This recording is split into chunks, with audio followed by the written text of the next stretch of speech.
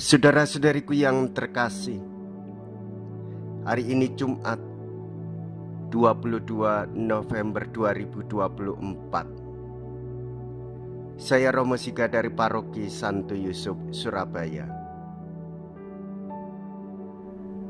Dalam nama Bapa dan Putra dan Roh Kudus, amin.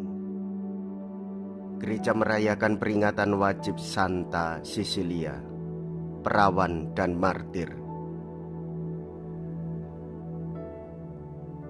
Di dalam riwayat hidup Cecilia sulit dipisahkan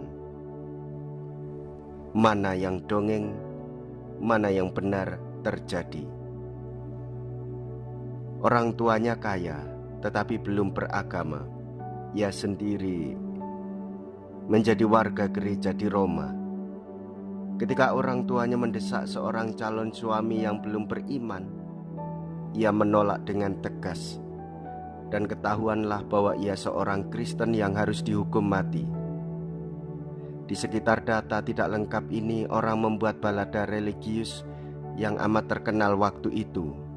Maka ia dijadikan pelindung para paduan suara. Rumahku telah kalian jadikan sarang penyamun. Mea culpa, mea culpa, mea maxima culpa. Marilah kita berdoa. Allah Bapa yang Maha Rahim, indahkanlah kiranya doa dan permohonan kami pada peringatan Santa Cecilia martirmu. Ia telah meneguhkan pengabdiannya kepadamu dengan gugur sebagai martir. Dengan pengantaraan Yesus Kristus Putramu Tuhan kami, yang hidup dan berkuasa bersama dengan Dikau dalam persatuan Roh Kudus, Allah sepanjang segala masa. Amin. Tuhan bersamamu dan bersama rohmu. Inilah Injil suci menurut Lukas. Dimuliakanlah Tuhan. Lukas bab 19 ayat 45 sampai dengan ayat 48. Pada waktu itu Yesus tiba di Yerusalem dan masuk ke Bait Allah. Maka mulailah ia mengusir semua pedagang itu.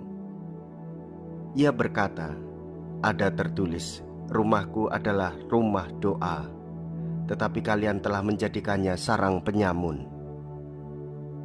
Tiap-tiap hari Yesus mengajar di Bait Allah. Para imam kepala dan ahli Taurat serta orang-orang terkemuka bangsa Israel berusaha membinasakan Yesus.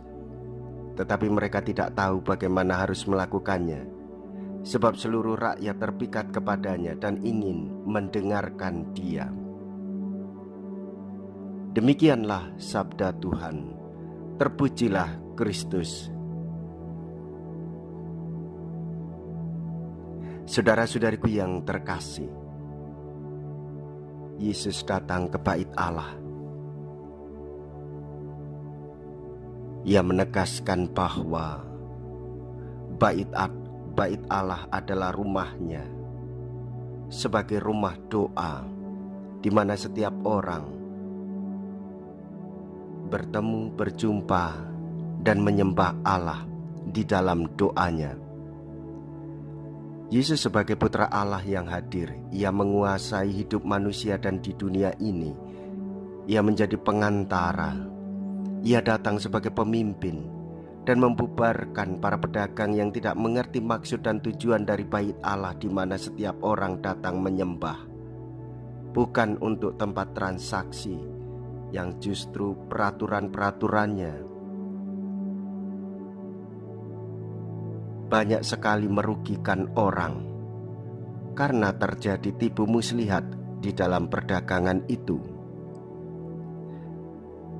Peraturan yang terjadi justru mengikat dan melemahkan orang yang ingin beribadah. Mereka harus membeli barang-barang persembahan dari tempat jualan mereka, sedangkan harganya sungguh membuat orang merasa tidak mampu. Dan jika tidak mampu, maka dia akan terhalang untuk melakukan persembahan kepada Tuhan.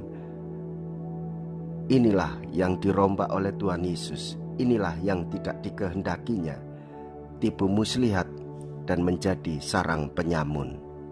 Saudara-saudariku yang terkasih, dengan demikian kita diingatkan dan disadarkan untuk mengetahui tujuan hidup kita, yaitu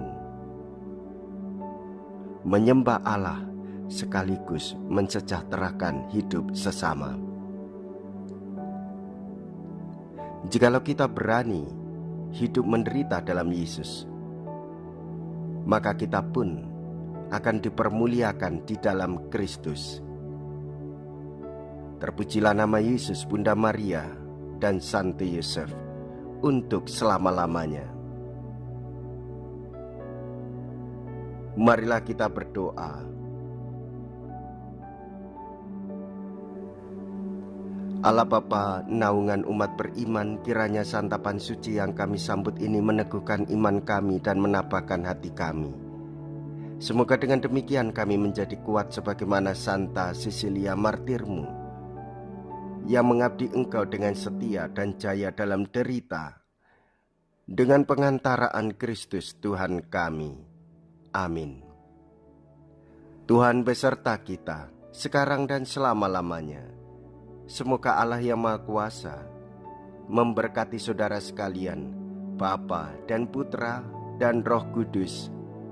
Amin. Saudara-saudariku yang terkasih, pergilah, ibadah sabda sudah selesai. Syukur kepada Allah.